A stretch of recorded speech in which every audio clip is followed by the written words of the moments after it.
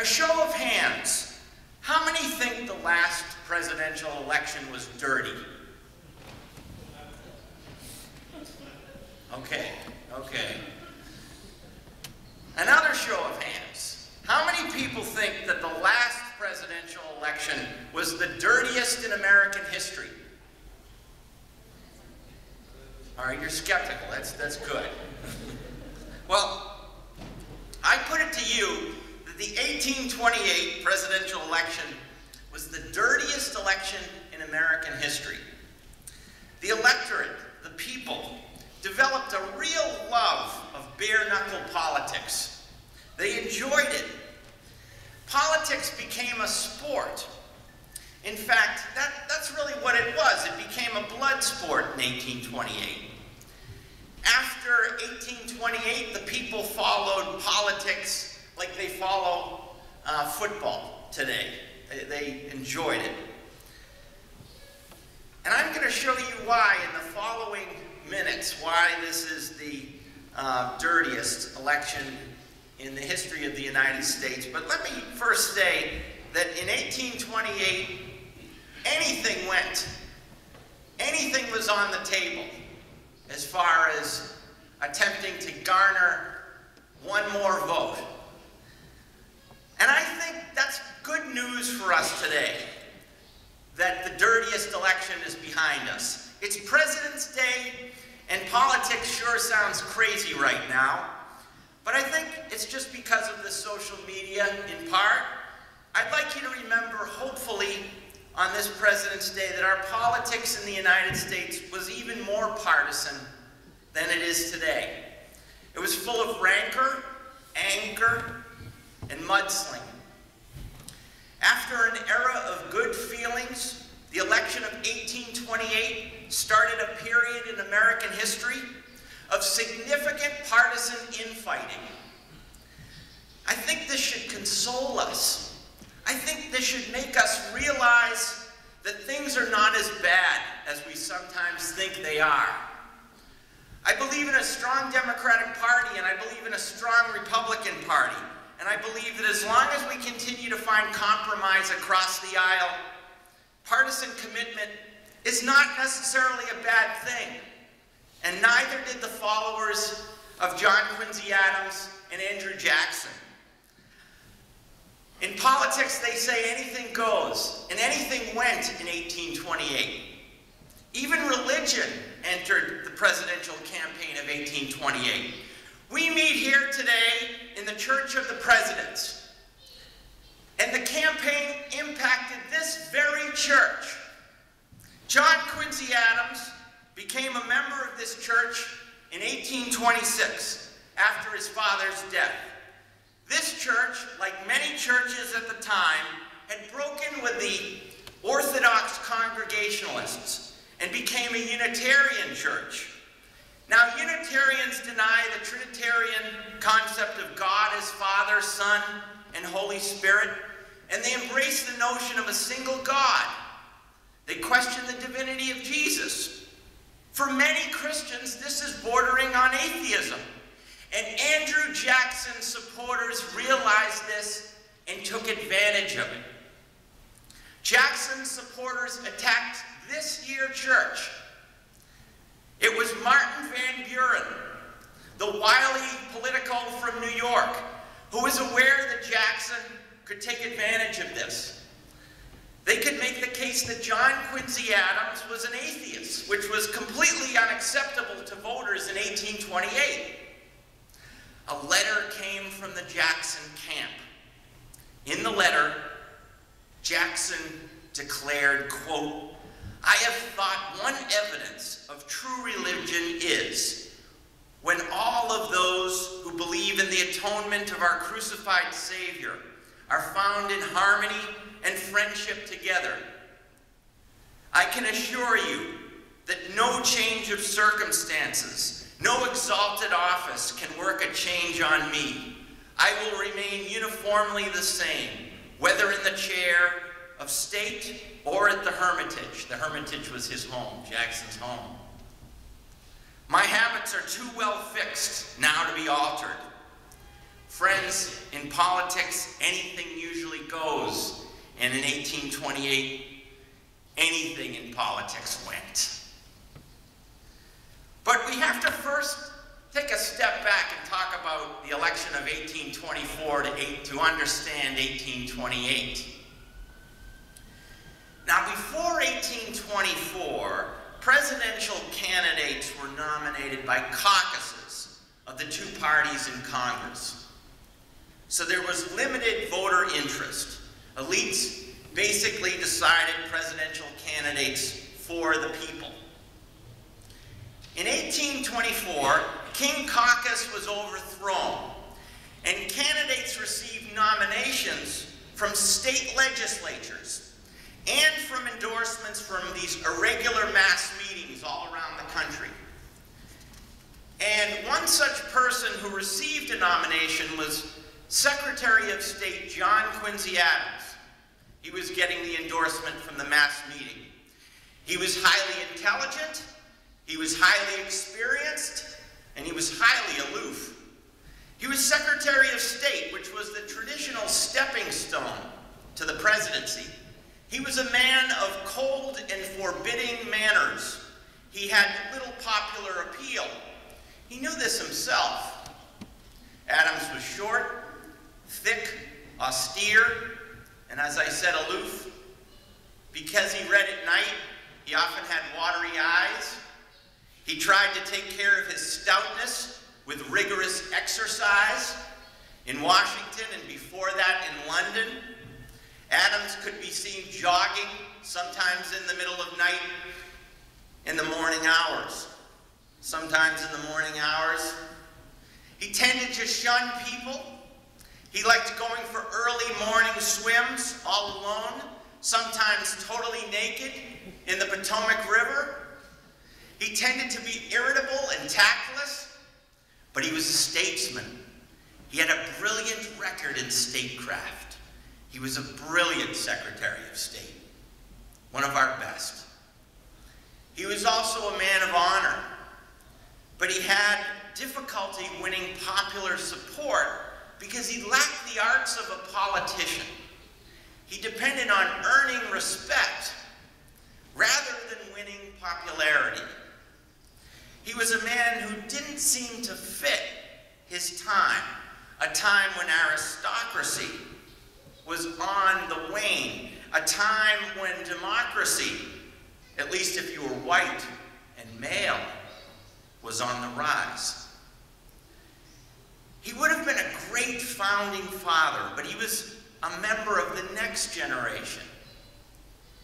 If he was coming of age at the time of the Revolution, he would have been very successful as a propertied man, perhaps demonstrating his capability in Philadelphia in 1787, his obvious ability with writing, with oration. But the politics had changed. His best years were during an age of backslapping and baby kissing. And Adams was a cold fish. Not the best type of ingredient for politics. Adams agreed what was said about him. And he said this: "I am a man of reserved, cold, austere, and forbidding manners.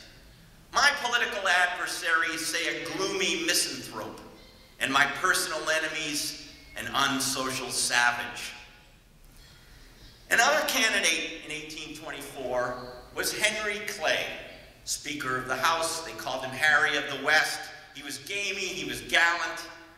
Clay had devoted followers. He also had a program, the American System. The American System wanted to establish an elaborate home market for factory workers and farmers, producers. It sought to raise the protective tariff. It sought to strengthen the national bank and finance internal improvements. The third candidate is Andrew Jackson.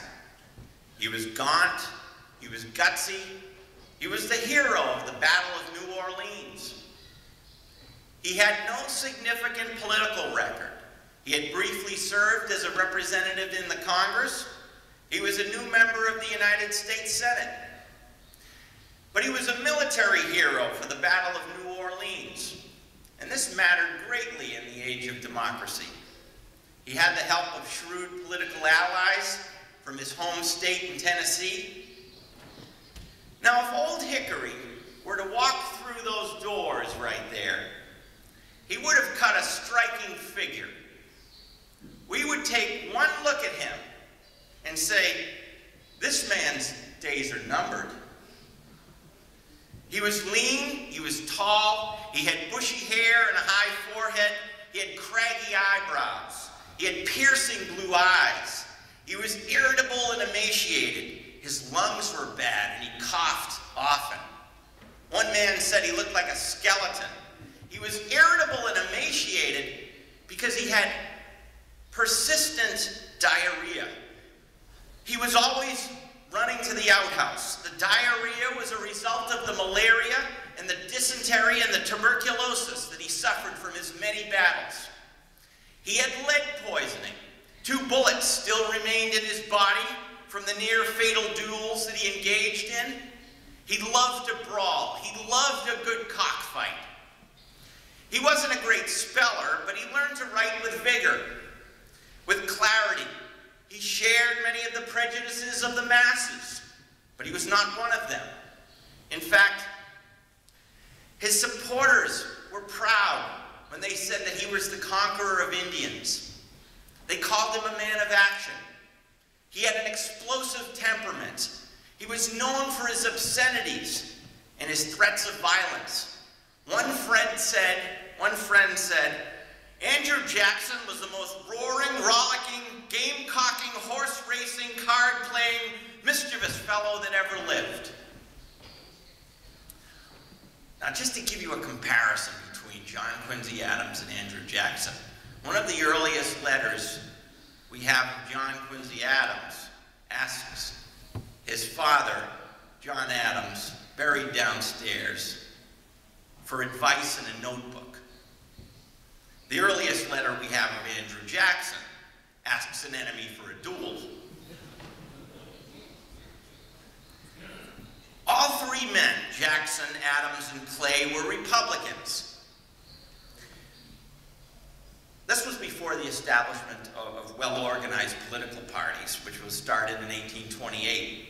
In the presidential election of 1824, Jackson got the most popular and electoral votes. Jackson got more than any other candidate, but not a majority. And you need a majority of electoral votes to win the presidency.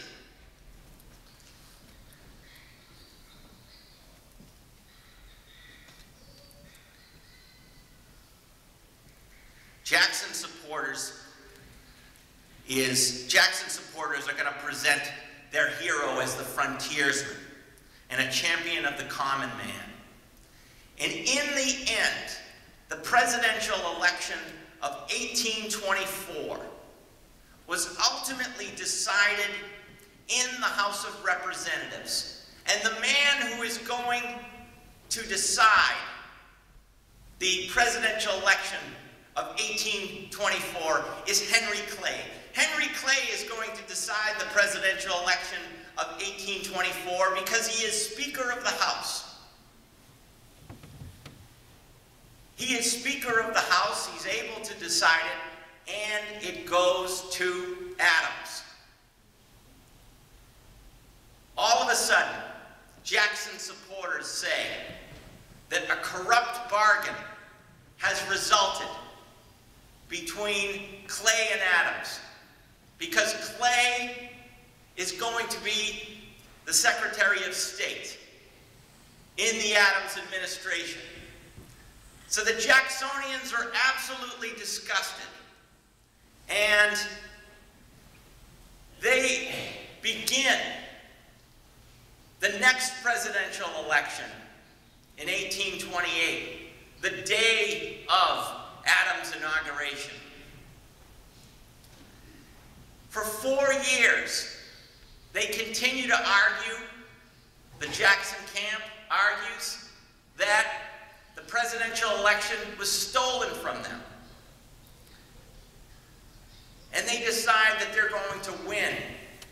1828. They're going to pull out all stops in 1828 to win the election.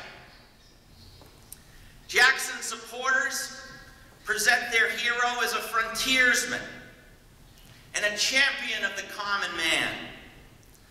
Now, a lot of this is political hyperbole. Jackson was not a frontier farmer. He was a wealthy planter. He was truly born in a log cabin. Now, he lived in a manor. He lived on a plantation, and he lived off many slaves. By the time he was elected president, Jackson was a wealthy plantation owner. But the image of a backcountry commoner was powerful and superseded the reality. Jackson's supporters called Adams a corrupt aristocrat. Jackson's supporters argue that the will of the people was stolen in 1824. They said that a corrupt bargain between Adams and Clay had resulted. The only way that the corruption could be redeemed was to unseat Adams. Jackson, they said, would bring about reform and sweep out the dishonest Adams people. Now, Adams was indeed an aristocrat, but he was not corrupt. If anything, he was too moral for his own good, and his ideals were almost too high. This made it difficult for him to do his job effectively, the fact that his morals were uncompromising.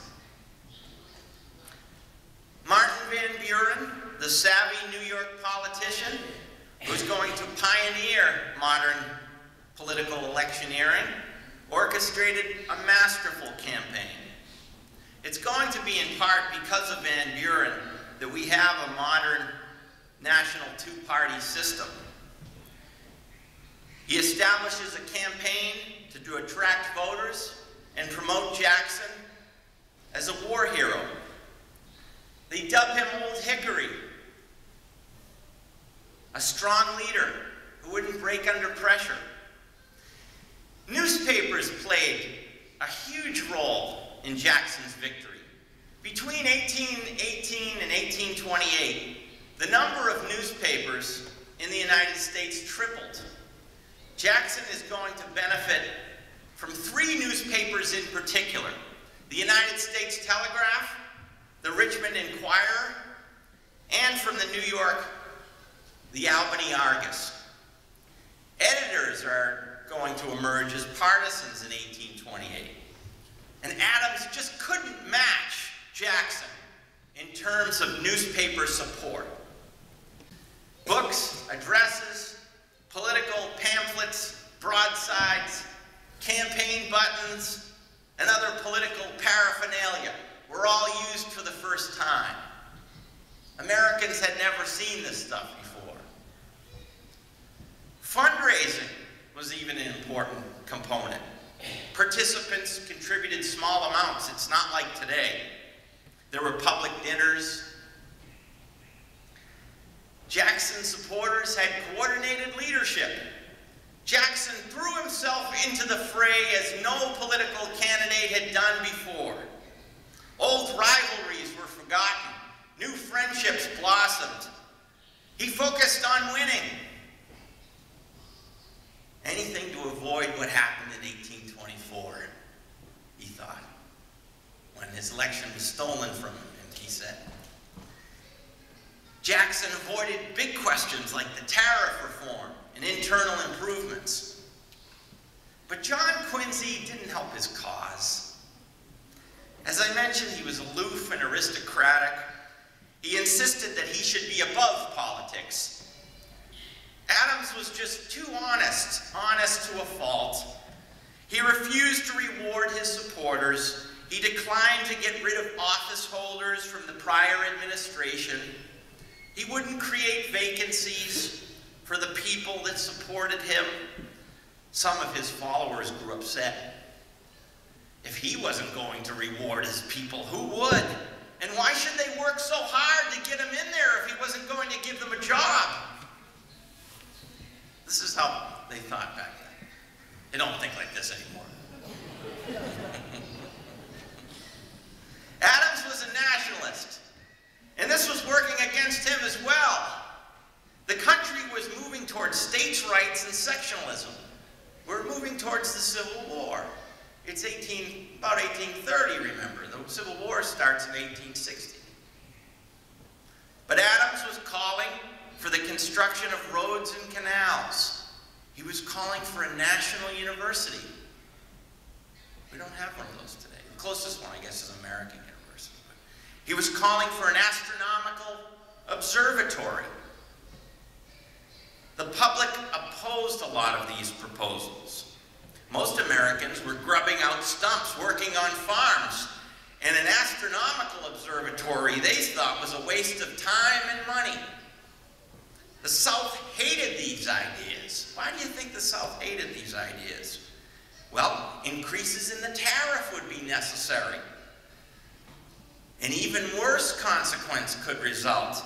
They thought that if the government was going to focus on education and tariffs and roads and observatories, then the government might start thinking about restricting black slavery.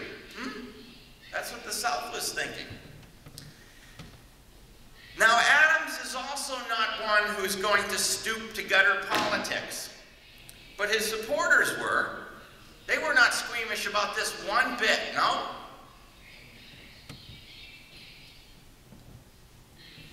They called Jackson's mother a prostitute. One anti-Jackson newspaper said, "Jackson's mother was a common prostitute brought to this country by the British soldiers. She afterwards married a mulatto man with whom she had several children, of which number General Jackson is one." Unquote.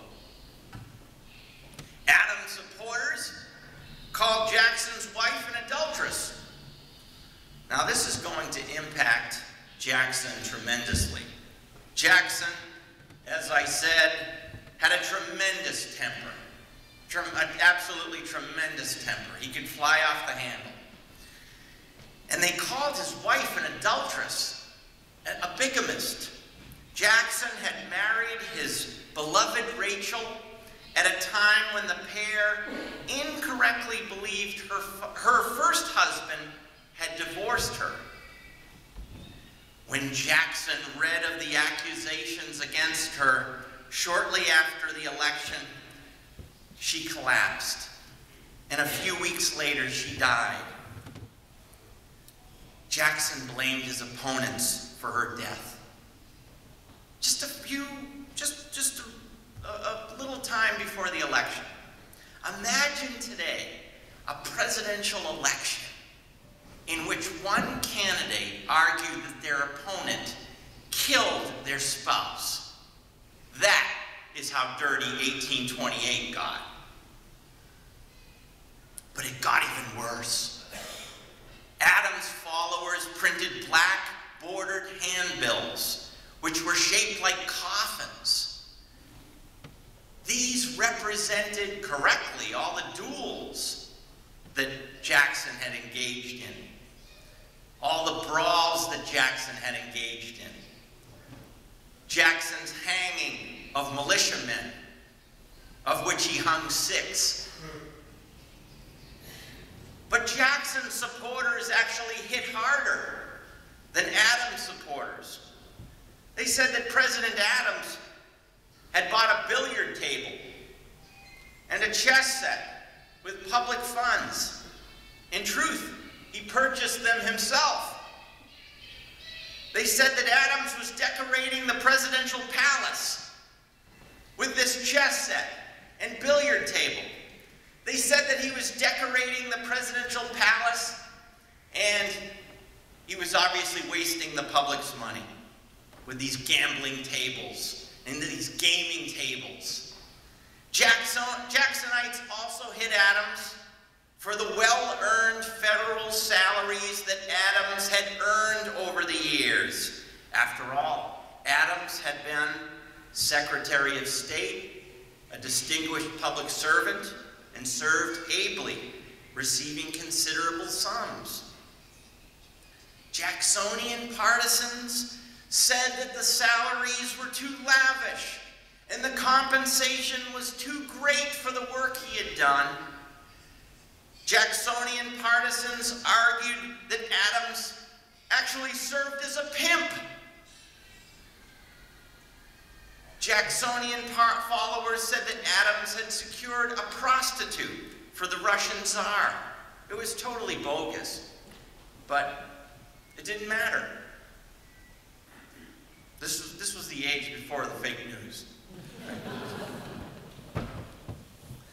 That is how dirty 1828 got.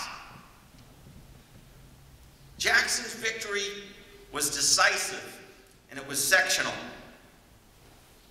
He won 56% of the popular vote in the electoral majority of 178 votes to 83. Adams swept New England, showed significant strength in the mid-Atlantic region. Jacksonian partisans said that the forces of privilege had been driven from Washington. Jackson supporters claimed that their champion was a champion of democracy who would restore liberty for the people. The age of the common man was upon us, they claimed. They believed fully in Old Hickory as their hero, and that liberty would once again reign. The inauguration was a triumph for Jackson. His followers were convinced that a great change was at hand. They poured into Washington, D.C. They saw him as a modern Hercules who was going to clean up the Augean stables. The followers slept on hotel floors. They slept in hallways. They yearned to see their new hero. They yearned to catch a glimpse of Old Hickory. They called them rubbernecks. Those folks, those clerks, those shopkeepers, artisans, laborers, office seekers hobnobbing throughout Washington, looking to catch a glimpse of their candidate, they surged in. But others were appalled. A frontier brawler was president? A duelist was president? A man with no experience was president? A man with a hot temper was president? A racist was president? A man who had trouble spelling was president? Then something extraordinary happened on Inauguration Day. Newspaper men said that the throng surged ahead, forward to congratulate their man. Jackson's enemies were appalled. They wrecked the china, the enemies said. They greased up the furniture. They dirtied the furniture. Jackson, the new president, was spirited away through a side door, made a dramatic exit. But it was a dramatic scene. Imagine being there in Washington, D.C. There were huge bowls of spiked punch on the White House lawn. The better set, the beautiful people, thought that it was the end of the world. They thought it was the beginning of a new French Revolution. They drew their blinds, shut their ears, held their noses, shuttered their homes. They condemned the vulgarity of the administration. Jackson would go on and become considered a near great president. In 1962, a poll of historians put him 6th on the list. He was behind Teddy Roosevelt.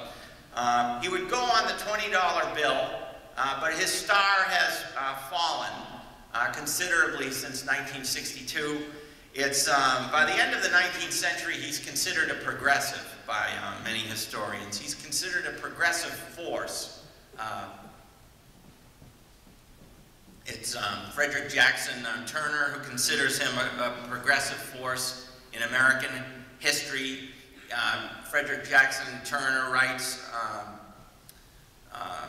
that Jackson swept away the privacies and the privileges of officialdom and like a Gothic leader opened up the temple of the nation. Presidential candidates from Harry S. Truman to President John F. Kennedy to President Franklin Delano Roosevelt are going to treasure Jackson's fighting spirit. JFK in 1960 said, in addition, in a speech in 1960, he was giving a speech and said, in addition, I have never seen this quotation of Andrew Jackson's. I think it's ideal for this campaign at this time. He was running for president in 1960. And it was the quote, "The eyes of the people are fast opening. Fight on." He liked Jackson's fighting spirit, apparently. But today, historians emphasize the violent side of his character, his dispossession of Native Americans and his status as a slaveholder. He did believe that Indians had unlimited capacity for cruelty and torture. But unlike many of those critics, Jackson and his wife actually adopted an infant Creek as their daughter. Lincoya was her name, and they lived with the Jacksons in their household. So Jackson's star has fallen as the times have changed. And John Quincy Adams' star has actually risen as a result, in part because of his father, but in part people have recognized his abilities in terms of his capacity to avoid war and his capacities in the position of Secretary of State. And actually, what he contributed to the American system as president, working with Clay to develop canals and the early developments of the railroads.